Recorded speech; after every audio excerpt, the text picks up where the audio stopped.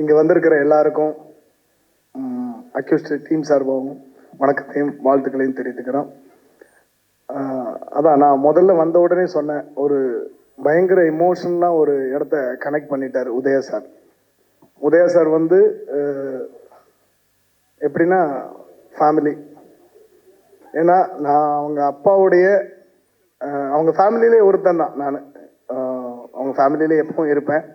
ஏன்னா அப்பா அழகப்பன் சார் கூடயும் சரி, அவரோட பிரதர் விஜய் சார் கூட நான் நிறைய படம் ஒர்க் பண்ணியிருக்கிறேன்.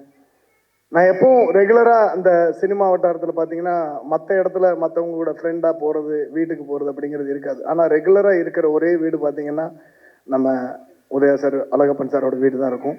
எப்பவும் நாங்கள் போகிறது, ரொம்ப அதிகமாக நான் கதை கேட்கறது அப்பாவை தான் நான் ஹீரோவை பார்த்துக்கிறது. ஏன்னா அவர் எப்படி அவங்களோட பழைய கதைகள்லாம் சொல்லும்போது நான் எனக்கு எப்பவுமே ஒரு பெரிய ஹீரோவாக தெரிவாங்க.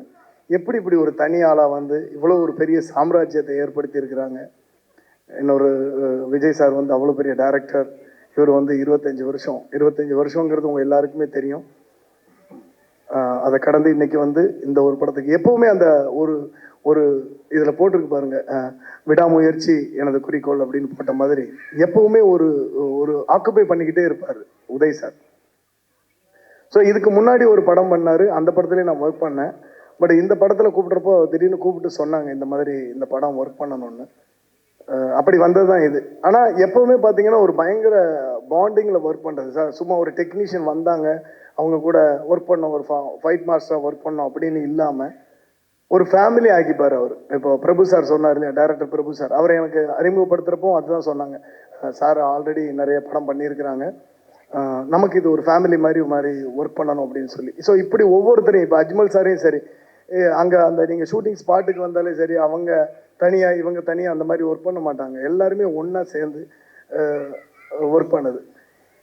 இப்போ இந்த படம் வந்து கண்டிப்பாக ஒரு மிகப்பெரிய வெற்றி அடையணும். ஏன் அப்படின்னு சொல்கிறேன்னா, நிறைய பெரிய படங்கள் தோல்வி அடைஞ்சு சினிமா அப்படி இப்படின்னு சொல்கிறாங்க. இந்த படத்தை கரெக்டாக எந்த நேரத்தில் எப்படி ஒரு ப்ரொமோஷன் பண்ணணும்னு. ஏன்னா ஒவ்வொரு இடத்துலையும் பார்த்தீங்கன்னா அக்யூஸ்ட் லவ் ஃபர்ஸ்ட் டைம் நான் அந்த மாதிரி பார்த்தேன். அக்யூஸ்ட் லவ், அக்யூஸ்ட் சாங்கு, இந்த ப்ரொமோட் பண்ணுறதே ஒரு டிஃப்ரெண்ட். இன்னைக்கு பார்த்தீங்கன்னா அந்த எனக்கு ஒரு அரெஸ்ட் வாரண்ட், ஒரு எஃப்ஐஆர் மாதிரி ஒன்று கொடுத்தாங்க. ஒரு எஃப்ஐஆர் போட்டிருக்க மாஸ்டர் உங்கள் பேரில் அப்படின்னு சொல்லி எனக்கு கொடுத்தாங்க.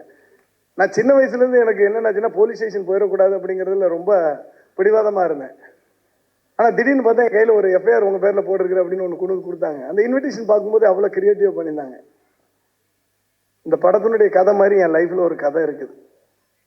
அதான் சொன்னேன் இல்லையா, போலீஸ் ஸ்டேஷனே போயிடக்கூடாது அப்படின்னு நினச்சவனுக்கு நான் ரொம்ப நாள் ஆயிடுச்சு இங்கே வந்து வேலை செஞ்சுக்கிட்டு இருக்கிறப்போ பார்த்தீங்கன்னா ஃபைட் மாஸ்டர் வேலை போட்டுருக்கும் போது கொஞ்சம் சத்தம் ஜாஸ்தி போடணும். ஏன்னா நிறைய பேரை கண்ட்ரோல் பண்ண வேண்டியிருக்கும்.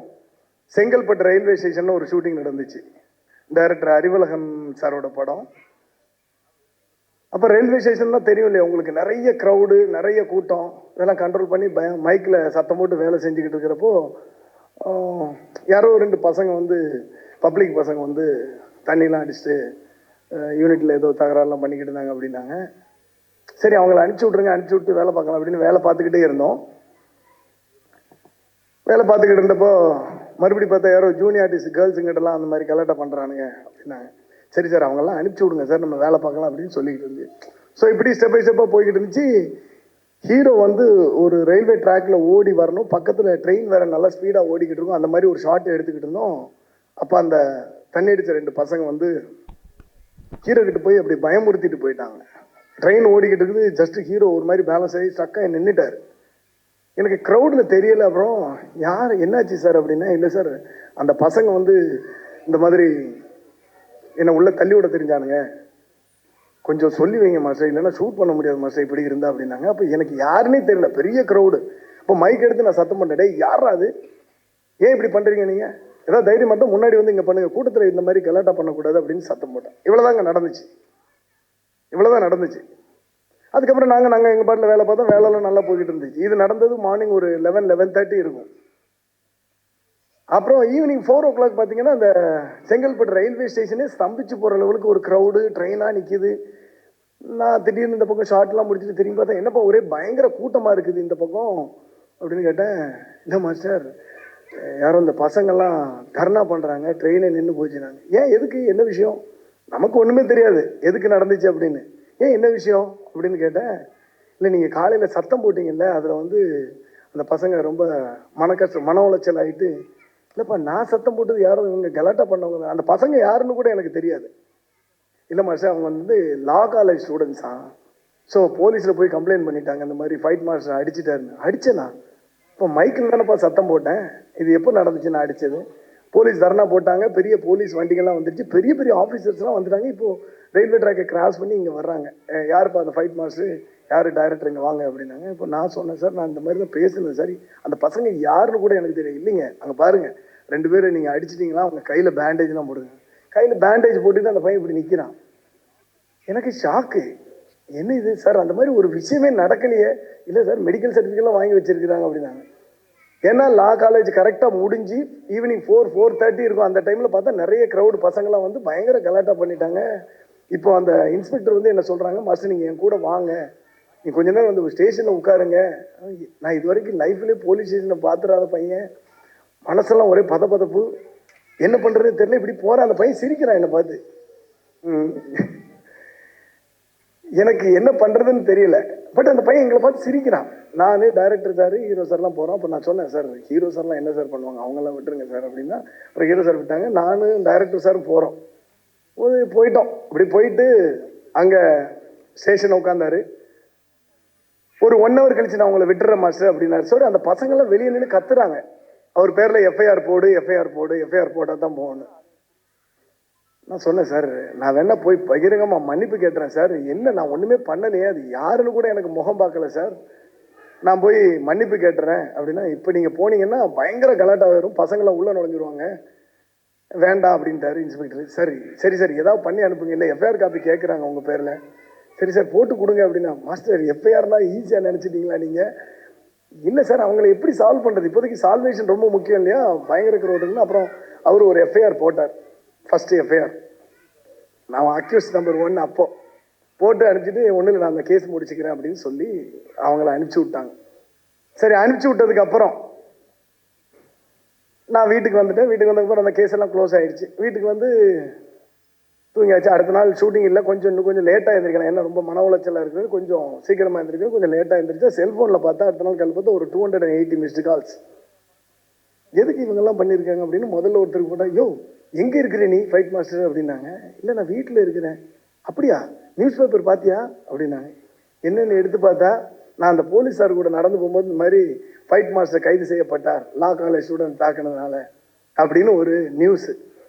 இப்போ நான் ஒவ்வொருத்தருக்காக ஃபோன் பண்ணி நான் சொன்னேன், அப்படி ஒரு விஷயம் இல்லைங்க அப்படின்னு சொல்லி அதை கிளியர் பண்ணேன். இது எதுக்கு நான் சொல்கிறேன்னா, இந்த படத்தினுடைய கதாபாத்திரமும் எனக்கு அதை பார்த்த உடனே எனக்கு அந்த சம்பவம் தான் ஞாபகம் வந்துச்சு. சம்பந்தமே இல்லாமல் ஒரு இடத்துல ஈடுபடுத்தி ஒரு அக்யூஸ்ட்னு ஒரு முத்திரை குத்தி, அப்புறம் நான் அதுலேருந்து வெளியே வர்றதுக்கு கொஞ்சம் இதாகிடுச்சு. அதுக்கப்புறம் ரெண்டாவது முதல்ல இந்த கையில் எஃப்ஐஆர் சீட்டை வாங்கின உடனே, இவங்க ஆடியோ லான்ச் ஃபங்க்ஷன் வாங்கின உடனே எனக்கு அந்த சம்பவம் தான் ஞாபகம் வந்துச்சு.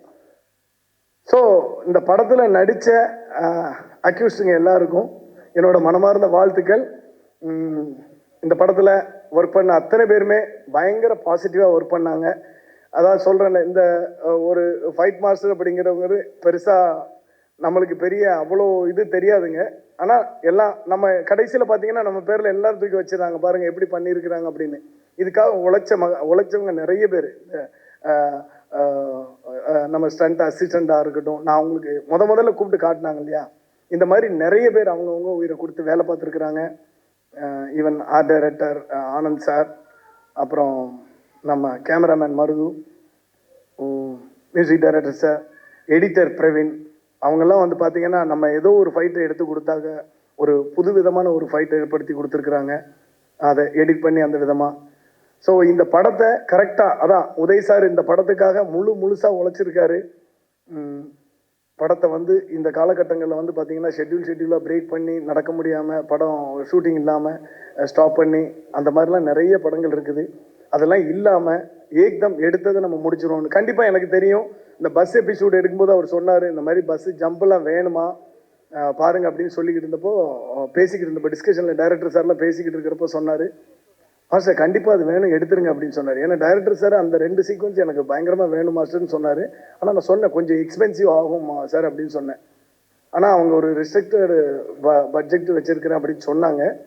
ஆனால் உதய் சார் வந்து சொன்னார், இல்லை அதை ஃபுல்லாக எடுத்துடலாம் அப்படின்னு. நம்மளுக்கு ஷூட்டிங் டீல் ஆனால் கூட பரவாயில்ல, அது ஃபுல்லாக எடுத்துருங்க அப்படின்னு சொன்னது. ஸோ கண்டிப்பாக முழுக்க இது ஒன் மேன் ஹீரோ. உதய் சாருக்கு என்னோட மனமார்ந்த வாழ்த்துக்கள். ஒர்க் பண்ண அத்தனை பேருக்கும் என்னோட நன்றிகள்.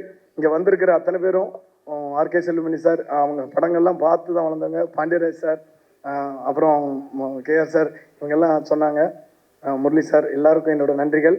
முக்கியமாக ஆனந்தபாபு சார், நான் வந்து பயங்கர பிக் ஃபேன், அவங்களோட பிக் ஃபேன். என்னென்னா